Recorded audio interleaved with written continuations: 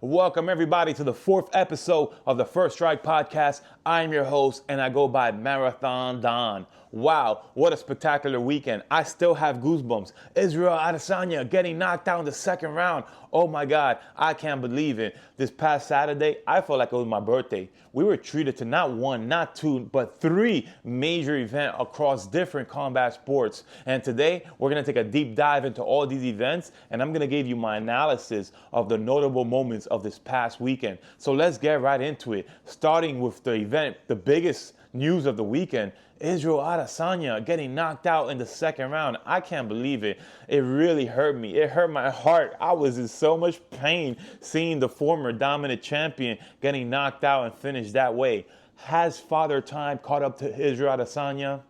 I think so. It's very sad to say, over the last several years, Israel Adesanya failed to adapt, failed to change his style, and I feel like an over-reliance on his speed that got him to the position he was in is his detriment. Because what happens is, as you age, speed is the first thing to go. The first thing to go. Imov is a phenomenal contender.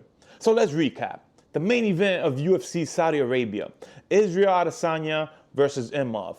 And Israel Adesanya looked to be in some of the best shape I've ever seen him.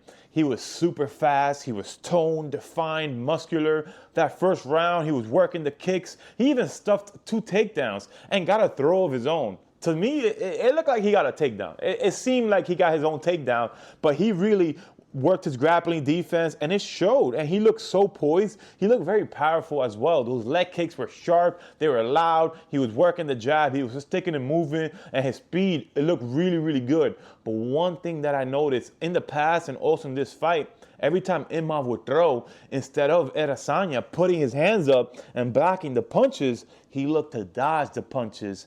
And in the second round, it worked completely against him, because what happens is he leaned back to dodge the right, leaving his chin all the way up in the air, and Imov just came over, bang, and completely put him down. And it was a second shot that really put him out. Once he got knocked down, he was against the cage, and instead of covering up, you see him trying to get up. It looked like he kind of had his back against the cage and his hands trying to get up, and then Imov just lands another one, which puts him down again, takes his back and just starts pounding, and the referee completely calls the fight. So when I look at this fight, Imov, surging contender. He deserves to be in the top 5. Congratulations, sir. Really, really dominant finish. If you put that together with the finish with Jared Cannonier, over Jared Cannonier, I think he has a resume and should be fighting top 3 or even for the belt next. I would not hate the matchup versus Chimaev. I think that's a phenomenal matchup, and it really would identify the next number 1 contender. I think that should be the next move for Imov. But let's talk about Israel Adesanya, because honestly, that was like the biggest shocking moment of the night. I did not expect that at all. I thought if he did lose, maybe it would have been a very competitive decision, maybe by submission, or it would have been something where Imov kind of dominated him a little bit or outworked him with the wrestling. I did not see in any world him getting knocked out in the second round that viciously. Honestly, that had to be one of the most vicious finishes besides his fight with Pereira when he lost in the UFC. That might have been one of the most vicious finishes that he's been on the wrong side of. So let's talk about it. I think that Israel Adesanya's style is very dependent on his speed and his technical skills, which is phenomenal. I mean, it got him to be the second greatest middleweight of all time, second to only Anderson Silva. But what happens is he has failed to evolve. He's the same fighter in the UFC since day 1 to today, all the way. The same fighters, phenomenal striking skills, good wrestling defense, and that's about it. And over-reliance on speed is tough. It's a bitter pill to swallow, because what happens is, as you age, he's already 35. Speed is the first thing to go.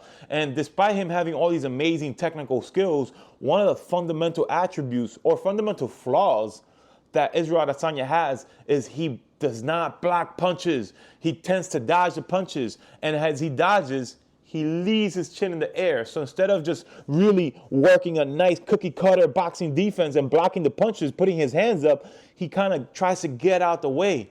Imov did a phenomenal job of staying in the pocket and throwing. He really just ran through Israel Adesanya's leg kicks, got in the pocket and put himself in a position to land that right. He knew Israel was going to be leaning back, leaving his chin exposed for that dominant overhand right, which put him down. Same thing when he was against the cage, instead of covering up and maybe looking for opportunity or shooting a takedown, he was trying to just get up with his hands and move his head out the way and just got caught clean, flush right in the chin. Where does he go from here? This is someone that has been a champion for years, 12 straight title fights, nothing but 5-round main events in his UFC career for the most of it. And I hate to see him lose like this. I think that Father Time has caught up with him, and he really needs to change up his style, not necessarily his offensive style, but his defense. I think instead of focusing on dodging and moving out the way, you really got to get those hands up, Israel. Get those hands up. Block those punches with your hands. Where I would like to see you go from here, I do not hate a matchup against Magomedov. I think that would be a very interesting fight. Magomedov actually lost in the co-main event, and we're going to take a look at that fight next. But I do think a fight against another popular striker is something that shoots that is right up Israel Adesanya's alley, and it shoots him right back into the public eye and puts him in a position where he could win. I think, stay away from any grapplers, stay away from any top 5 contenders. I would really like to have him get, a fight that he can really have a great showing. Give him one more. Maybe he comes back in the late summer and takes on a popular fighter that is not top 5, but is someone that he could really have a good showing against, almost like a comeback fight, or something to build momentum. So I think Magomedov is a perfect fight for that, because he's not going to take him down. Magomedov just lost to MVP, very, very popular fighter. So I think that's the perfect matchup for Adesanya. But do I think that his time at the top is over? I don't know. I don't know where Adesanya goes from here. He lost to DDP, got finished. This knockout loss was very similar to the punch that he got knocked down with against Sean Strickland, and he got finished against Pereira. So this is someone that has lost 4 out of his last 5 fights. I don't want to write him off yet, because I do think that he's super motivated, and I can just tell by his physique and the way that he came into this fight that he wants to win. He wants to be here. He really does this because he loves it. This guy is a multimillionaire, carved out a phenomenal legacy. But I do think that if he does want to come back, it's his next fight is really, really going to be important. I think that matchmaking with his team is going to be very, very important. And I think that right now, someone like Magomedov is a great fight. Maybe like a Brendan Allen. And I would have to sit down and think about other contenders. Someone like Nick Diaz, if he was to come back and fight at middleweight, would be an excellent matchup. But I would like to see him come back against someone that's popular, but maybe he's not a top 5 contender, so he could start building that momentum, build back some of that confidence that made him champion in the first place. But once again, it's a very sad day, a shocking loss. As I think back of Adesanya, I think of someone that always had a flashing, phenomenal striking style, awesome charisma, great personality, and is great for the sport. So I would hate to see him second guess himself. I would hate to see him retire. What I would love to see him do is come back and I don't want to say a gimme fight, but take a fight to get back into the mix. Take a fight, a winnable matchup. All matches are winnable for him, but maybe something against a fighter that is not going to have a grappling heavy style. If he didn't have those 2 fights against Robert Whittaker, now would have been the type of fight to really benefit him, a fight against Robert Whittaker or a fighter with that type of resume. So I can't really think of anyone at the moment, so I'm going to go with Magomedov or maybe like a Brendan Allen. And if Nick Diaz wants to come back, I think that's a perfect matchup that the fans would love. So that is what I recommend for the style bender, for him to come back.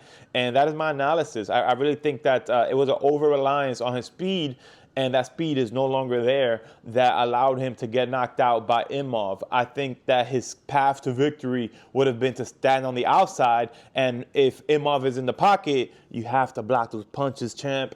So that's my analysis of the main event. It still hurts me to see Adesanya go down that way, but this is the type of sport that, if you let it, it will force you to retire. And we saw that with former greats such as Anderson Silva at the tail end of his career. Once his speed was gone, he was getting finished, by individuals that he would have dominated in his prime. So I would hate to see that happen to Adesanya. I think the next fight is going to be really telling about where he goes from here. But I really like I love the idea of him versus Magomedov, or against a popular fighter that is not a top 5 contender, someone that's not going to grapple him, and someone that is tailor made for his style, if that makes sense. All right, so moving on to the co-main event of the weekend, co-main event of this event of the Saudi Arabia card, and a lot of folks are calling this the upset of the weekend. If you guys tuned in for my predictions for the UFC Saudi Arabia card, I actually predicted MVP to win by decision. And the reason why is exactly what I stated. I felt like his footwork was going to stifle the momentum and the rhythm of Magomedov. It was a phenomenal victory for MVP, a devastating loss for Magomedov, someone that had built so much momentum in the middleweight division, undefeated, the Pirate. This guy's a megastar outside of the octagon, starring in movies. They're talking about he's James Bond, villain movies. Like, this is phenomenal. This guy has blown up in popularity. For him to take on MVP, who has not fought at middleweight in the UFC, it was a lot to risk and little to lose. Anytime a fighter goes up or down in weight and fights another fighter, honestly, the person taking the risk is the other fighter. Magomedov had everything to lose in this fight and nothing to gain. If MVP would have lost, it's his middleweight debut. There are no expectations. He has no history at middleweight. He could have blamed it on the added weight gain. He could have looked slower. There could have been a ton of excuses, and Magomedov lost. It was a shocking upset for MVP. He had everything to gain. He built his, let's start again. 1, 2, 3, 5, 4, 3, 2, 1, 2. Anytime a fighter shifts weight classes, the risk is on the fighter accepting the fight. Magomedov had everything to lose. He built his entire resume at middleweight. MVP has always been a welterweight fighter in the UFC. So MVP had everything to gain. He could have, if he did lose, he had a built-in excuse. He could have been like, hey, listen, it's the added weight gain. Maybe the speed was a little slower. Maybe Magomedov was too big. But MVP did the opposite. It was a shocking upset, and I'm so proud of MVP. I'm so happy because ever since his Bellator days, I've been such a big, massive MVP fan, and I'm so excited for this win. I felt like he never allowed Magomedov to get any rhythm. He stifled him. He has a phenomenal karate point-based style, and what happens is they dash in with one strike, and then they dash back out. And with that, plus the kicks, plus the lateral movement, he did not allow Magomedov to establish any rhythm. One thing about Magomedov is it seemed like throughout the whole fight, he was stuck on one gear.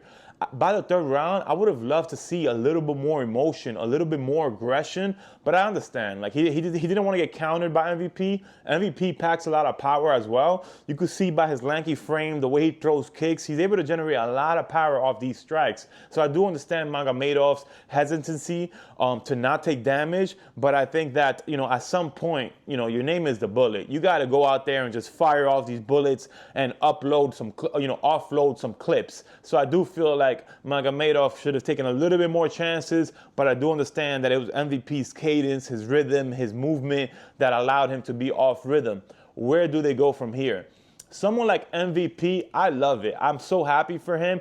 I want to keep seeing him in fun fights against individuals that are going to strike against him. That's just my personal preference. I think he's a hidden treasure no more. He's our treasure. I loved his outro, his speech, where he said, "I'm the captain now." And this is someone that cares about the fan. And you could tell by his walkout, the attention to detail with the Pirate ring or the MVP ring, how he always tries to entertain the fans, always tries to create a moment and have something new. He spoke about it, how he hasn't had that signature win. So there's two paths that I see. If he stays at middleweight, I would like to see him fight someone like Jared Cannonier. I feel like that would be a great fight against someone that's known for their knockout power, someone that right now is not having a long win streak, someone that I think is a very fun fight, very winnable fight for MVP. If he decides to go back down to welterweight, I know he called out Leon Edwards if they fight, if the fight happens in London. I don't think that's a good fight for him because I think Leon Edwards is the type of guy that if he's losing the stand-up exchange, he'll go for takedowns, he'll initiate clinch, try to get that back control, and he's content with a boring decision win. I don't want to see MVP go down that way. What I would love to see is MVP go against the Wonder Boy. I would love to see him take on Stephen Thompson. I think that'd be a phenomenal fight. The Wonder Boy with his amazing karate styles versus MVP's karate styles. It would be a striking matchup for the ages, and who doesn't want to see that fight? So Dana White, if you hear me, MVP versus the Wonder Boy is going to be a phenomenal fight. If MVP goes back down to weight, let's make that fight happen. I know he mentioned talking about going up to fight Jiri in light heavyweight. I don't think an additional 20 pounds would look good on his frame. I think he's already a little lanky, and going up to middleweight, he mentioned it, that he has to get used to the weight. So 20 more pounds on top of that. I'd rather see Jiri go down a different path. If MVP wants to stay at middleweight, I think Jared Cannonier is a tailor-made matchup for him. If he goes to welterweight, then a fight against the Wonder Boy is a great matchup. Now let's talk about Magomedov. I think Sharon Magomedov, the bullet, like I mentioned earlier, in Stylebender's roadmap for the future, I think him versus Stylebender is a fight to make. I think both of these fighters really need a win. For Magomedov, he built his resume off the middleweight division of being a very flashy striker, and now he got outstricken in a upsetting decision loss to MVP, someone that was making a middleweight debut. So I think that this fight definitely hurt him a lot. He risked a lot, and I think he really needs a win. He needs a marquee win, and there's no other major fight for him than Stylebender. There were talks about the fight happening before. Stylebender indicated that he didn't want to take the fight, or that the fight wasn't on his radar. Magomedov isn't on his level, whatever the case is. But I think right now is a perfect time for Israel Adesanya to fight against Magomedov. It's a great fight for the fans. Both are super popular. They can main event any card or any fight night, and I think it's a great style for both of these guys because Magomedov, despite his flashy styles, he doesn't have heavy hands. So for Stylebender, it allows him to come back, take a fight where he could really, it's a winnable fight for him. And same thing for Magomedov. It's going to be a clash of styles, and the better technician is going to come out. And I think that this past card showed that both of these guys have big flaws in their styles. So to see them fight, I think is a perfect matchup for them. And it's critical for both of these guys to get a win in their next fight. So why not have both of them fight each other? I think it's a great fight. It'll be exciting for the fans. And I think that's what the future holds for Magomedov. I mean, this guy, once again, he became a popular superstar outside of the octagon. So because of that, I think a fight against Stylebender is what makes sense.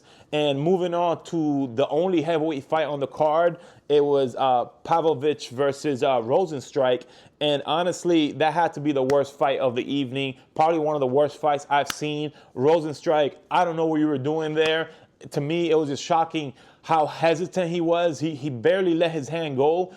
The funny thing is, when he did let his hands go, he almost caught Pavlovich off rhythm and had Pavlovich kind of like initiate several takedowns. Pavlovich did what he had to do to win, but it was just a fight where Rosenstrike, you really stunk up the place. Like, if I was there, I would have been booing. I wasn't a fan of it at all. It was the only heavyweight fight on the card. Everyone was waiting for something to happen, and it never happened. For Pavlovich, I think he did what he needed to do. He was pressing the action. He did enough to win. He got the win, and I think that he should continue his ascent back into the heavyweight title picture. I feel like right now the heavyweight division is just waiting for contender to explode. I think that he coming off that devastating loss to Aspinall and then losing to Volkov, I think this was the perfect victory for Pavlovich. After this fight, where do I want to see him go next? I'm not really sure. I think we got to see how the heavyweight picture plays out within the next few months. But it wouldn't surprise me to see him take on someone like I don't want to say Derek Lewis, but maybe we got to see how the heavyweight division plays out over the next few months. I don't have any particular opponent I want to see him against. I think that he just needs to keep piling up the wins to get back to the title picture, but he's at least a year away, at least 2 or 3 more matches away from even, speaking about being in a contendership. For Rosenstrike, I think that was a horrible fight. I think he really goes back down the ladder, and I think that we would have to pay attention closely to his next fight, because if he doesn't get like a knockout victory and he's losing these horrible one-sided decisions where it looks like he's just content with laying there in half guard, at the bottom, I think we really got to have a conversation about his future. I was not impressed at all. This is not someone that I want to see on my TV again. And it's crazy because he has this amazing kickboxing background. He has some of the most devastating finishes in the heavyweight division, and I think that he just needs to let his hands and his feet go. And if he does get into a grappling exchange, you got to show a sense of urgency. You can't just stay there in the bottom and let the top guy control you. It's okay to eat some shots on your way up. Figure it out, get up, or get in the wrestling room with Daniel Cormier and learn some wrestling, man. So that fight really stunk up the place. Overall, UFC Saudi Arabia was a phenomenal card. Once again, the shocking, devastating knockout loss by Adesanya is the biggest notable moment of the night. I think all credit goes to Imov, and I think that the biggest upset of the night and the person that came out a superstar of the night is MVP. I love MVP. Can't wait to see where he goes from here. And that is my recap of the UFC Saudi Arabia. I'm not really going to I'm not going to recap any of the additional fights in the card. I think there were some good fights in the other card, but nothing notable that really stood out to me. But moving on to the next big combat event sports, the combat sports event of the night, David Benavidez versus Morrell. This was a phenomenal boxing matchup. I think David Benavidez, he's looking to accomplish major things in the 175-pound division. It was a war. It was honestly a potential fight of the year contender. Even though the year just started, I think it was just a high-level boxing match. Both of these guys combined threw over 1,000 punches. It was nonstop action from the moment the bell rang to the moment the fight ended. Congratulations, David Benavidez. What a phenomenal performance. I really think that he had to dig deep to earn this performance. Morrell, he had the power. He was elusive. He came in really good shape. His footwork showed. But I think Benavidez, he's just too much. He overwhelmed him. He kept walking him down the entire fight. And even though there was a knockdown that was scored towards the later rounds, I don't think it was a knockdown. It did seem like he was caught off balance with the shot. And once again, I think it was just a dominant victory. I think David Benavidez, he's talking about unifying the belts at 175. I think that's a great move for him. But I would love the conversation to go back to Canelo. Like, I know David Benavidez for a long time, he was chasing the fight, didn't get the fight, but right now there's no obvious contender to fight Canelo, so why not? Why not try to make one last push towards the fight? I think the fans want to see it. Coming off of this victory, his popularity is at an all-time high. Canelo, there's rumors of him fighting Crawford, and Crawford would have to move up in weight. I didn't really like how he looked at 154, so I think a lot of fans are not as excited for that potential matchup as how they would have been. And then there's rumors of like different weight clauses and things of that nature. So I do think that the bigger matchup is a fight against David Benavidez. And I'm sure they could make it work. David Benavidez, he's a big guy, but, he fought before at 168. So maybe some sort of catch weight at 168. But I do think that right now there's no front runner to fight Canelo for Cinco de Mayo or even for September. So why not revisit that conversation? I think David Benavidez, he absorbed a tremendous amount of punishment in this fight. So I would love to see him take a good, 4 or 5 months off, maybe come back for Cinco de Mayo, only if it's against Canelo, or if not, perhaps come back in the fall. And I think that if he does not want to chase the Canelo fight, then the winner of the Bivol versus Bertabev fight would be very interesting. So I think that there's a lot of big matchup in the future of David Benavidez. And for Morrell, I think this was a breakout performance. I think that he's gonna have a kind of like a similar trajectory to Pitbull, who also got a good, Isaac Cruz, who also got a good victory on the undercard, where he lost against Gervonta Davis, but because of his performance, he became so popular that he was able to get other big fights. So I think for Morrell, it's going to be a very similar situation, where I don't think he should take a big break, but he should try to really pursue another fight, maybe sometime in later April or June, against another marquee fighter in the weight class, or maybe consider a move into 168. Someone that would be very exciting to see him fight would be like a Caleb Plant, or maybe like a Edgar Berlanga. I think those are some very exciting matchup, guaranteed fireworks. But I think Morrell put out a phenomenal performance. He looked really good throughout most of the rounds. Honestly, there were several rounds that were swing rounds that I could have gone to either fighter. And despite me thinking that David Benavidez was off balance and that's what caused the knockdown, the ref ruled it a knockdown. So he's officially known as a fighter that knocked down the Mexican monster, David Benavidez. And that's not a bad highlight to have on your resume, just a knockdown in general. So for him, I do see big fights in his future. I think he's a potential future star. And I think that what he has to do is capitalize from the momentum from this fight. Don't take a year off and then come back. Obviously he made some money, but I would like to see him come back within the next 4 to 6 months and really capitalize off the popularity that he's now gaining because of this fight. Overall, it was a great event, phenomenal event. Shout out to both fighters who put it all on the line and let it all in the ring. One thing that did stood out to me that I do want to mention, David Benavidez and Morrell leading up to the fight, it seemed like they had, like it was personal. Like they had a lot of problems with each other. Like it seemed like there was a lot of animosity. And I love to see how they were so respectful and humble post-event. David Benavidez shouting out Morrell, both of those guys shaking each other's hands and really having that moment. However, in the post-fight press conference, it seemed like Morrell's manager was still upset. Like he was saying, like he was mouthing off against to Benavidez, kind of saying something like, "Oh, you're a snitch," or "You called me this or that." And Benavidez just looked at him and said, "Stop talking shit. I'll slap you." And I think that, one of the things that I hate to see, I hate when I see managers or the entourage have more animosity towards the opposing camp than the fighter themselves, especially after the fight.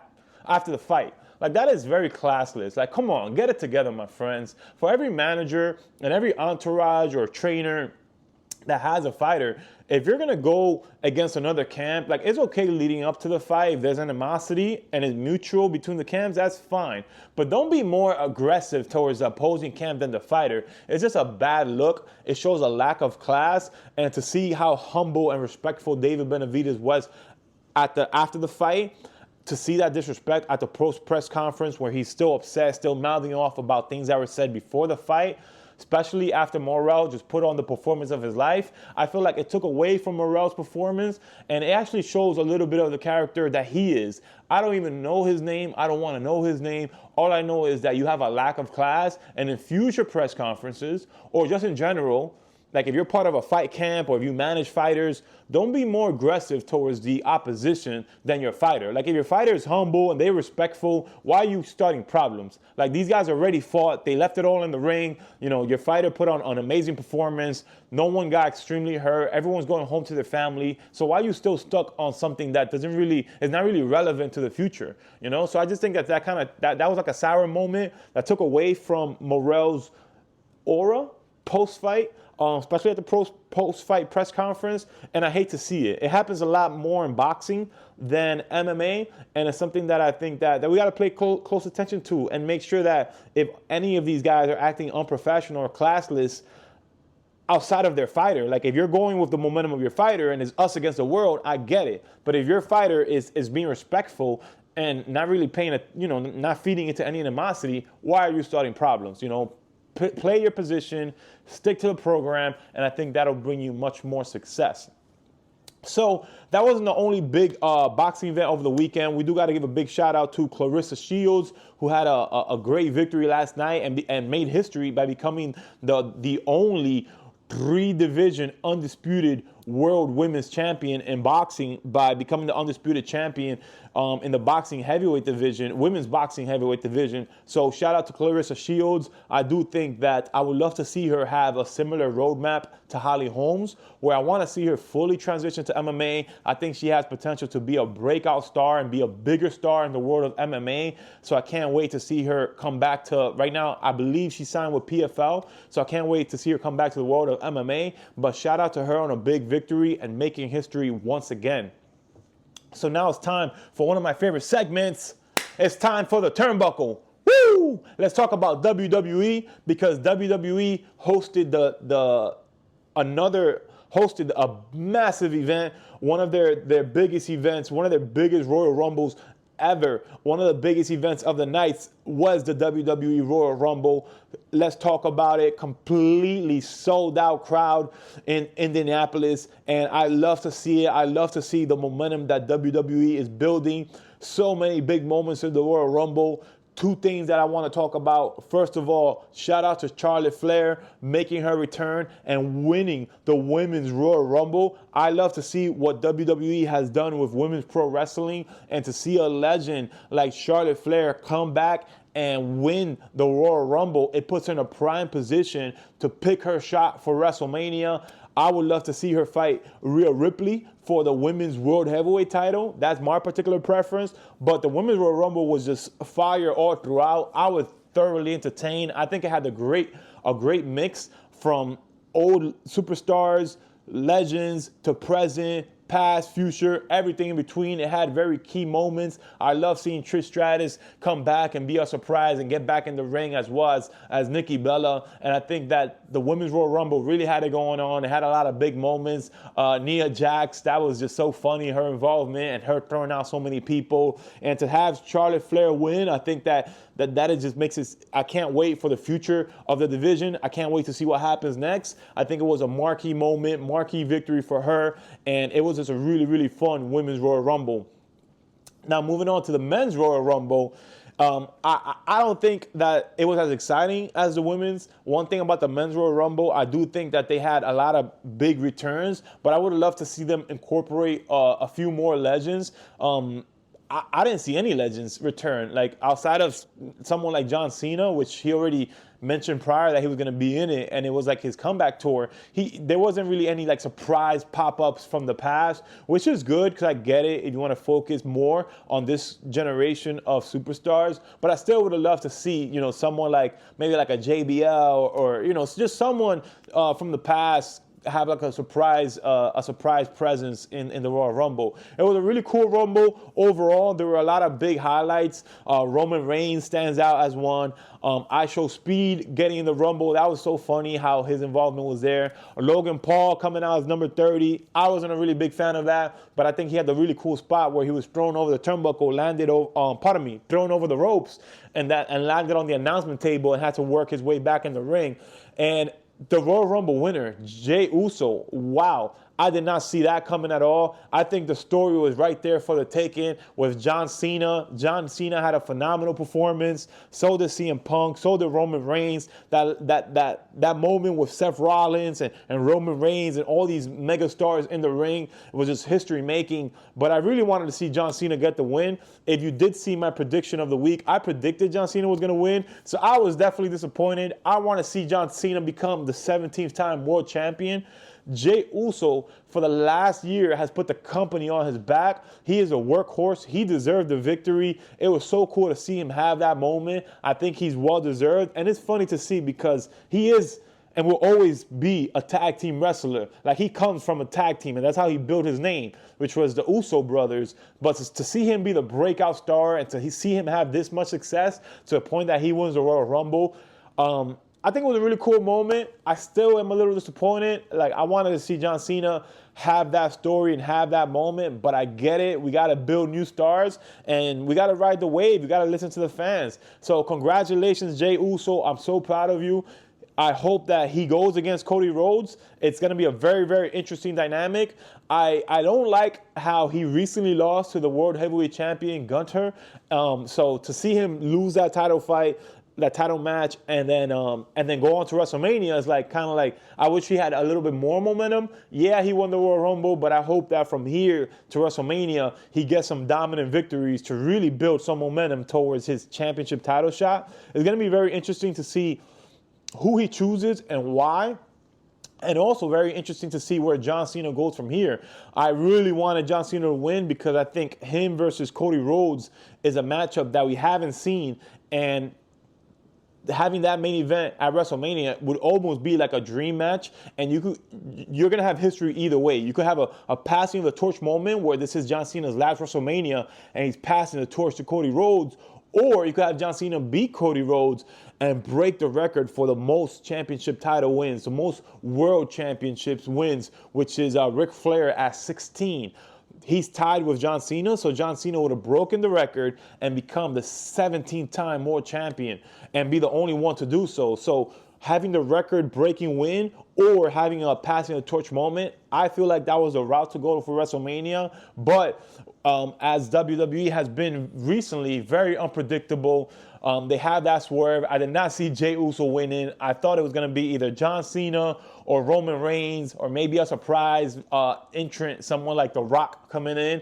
But to see Jey Uso come in and win the Royal Rumble, I did not see that coming at all. Wow, what a victory. Congratulations. I'm blown away, and I can't see what happens. I can't wait to see what happens on the next episode of WWE Raw live on Netflix. Before we wrap it up, I do want to give a big shout out to Cody Rhodes and Kevin Owens. Wow, what a phenomenal ladder match. That ladder match, honestly, that was brutal. That was intense to watch. There were several spots, specifically the Alabama slam from the announcement table through the ladder that just literally folded Kevin Owens in half. That was so devastating. And it always shocks me how these guys put their body on the line at a pay-per-view, and then 2-3 days later, they're back at it on Monday Night Raw. Like, that will take a toll on your body, and I hope that Kevin Owens makes a speedy recovery. But shout out to them for putting on a phenomenal ladder match. That was a great title fight. It was a great win by Cody Rhodes, and it puts the feather in the cap of what was a great rivalry with Cody Rhodes and Kevin Owens. For Cody Rhodes, he moves on to WrestleMania. For Kevin Owens, I think that now is the perfect time to have him take kind of pivot a little bit and maybe target one of the other champions. And I would like to see him get a title reign. Why not? I don't think we've seen that in a long time. Maybe the United States Championship or the International Championship, the championship with Braun Breaker. I think that would be a very interesting clash of styles. So why not? Let's have Kevin Owens set his eyes and his target on another championship. Also, shout out Braun Breaker, who had a notable presence in the Royal Rumble, and I just think he's a force to be reckoned with, and I can't wait to see what his future holds. But overall, the Royal Rumble from start to finish, a phenomenal show. I do think that the women's Royal Rumble was a little bit more entertaining than the men's. I feel like it had more legends, it had more surprises. However, the finish of the men's was just history making. I did not see Jey Uso winning at all. That caught me completely by surprise. So shout out to WWE for that moment. And what a tremendous Saturday. Like if you are a combat sports fan, this was your weekend. Like I said at the beginning of today's episode, I felt like it was my birthday because we were treated to back-to-back events. I felt like it was a combat sports marathon because it was just nonstop action all day. So looking ahead, definitely I'm going to be checking out Monday Night Raw.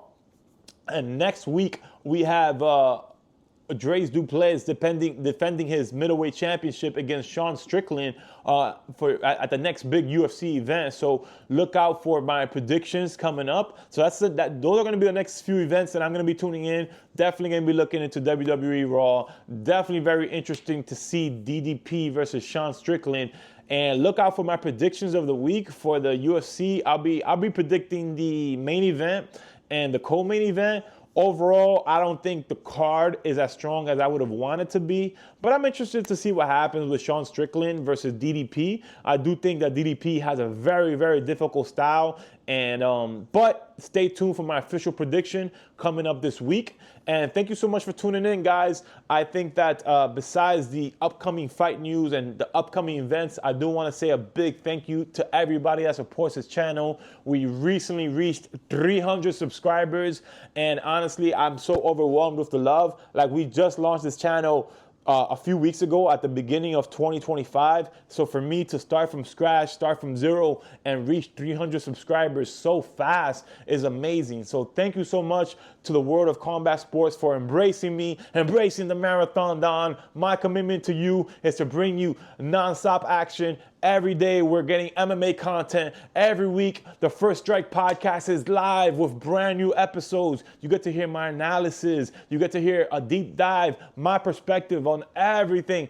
notable in the combat world. So thank you so much for tuning in here in the First Strike podcast. We strike first, we talk later. I'm out.